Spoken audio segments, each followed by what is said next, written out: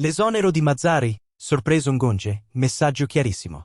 Ciao Napolitanos, benvenuti sul Napoli News Channel, lascia un like sul video per rimanere sempre aggiornato sulle novità del nostro team del cuore, andiamo ai video.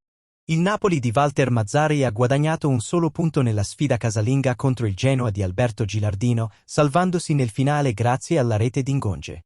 Dopo essere rimasta in svantaggio sul tabellone con un gol di Fendrup, la squadra italiana è riuscita a pareggiare nei minuti finali della partita, chiudendo la partita 1-1. Al termine della partita sulla squadra si sono riversati una serie di fischi da parte dei tifosi napoletani. L'autore del sorteggio del Napoli, Cyril Ngonge, ha parlato della reazione dei tifosi azzurri. Dopo il deludente pareggio, Cyril Ngonge è intervenuto analizzando la prestazione del Napoli ai microfoni di DAZN. Fischi?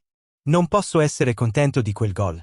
Non posso essere contento perché il risultato non era buono, in casa dovevamo vincere e farlo soprattutto per i nostri tifosi che ci sostengono sempre.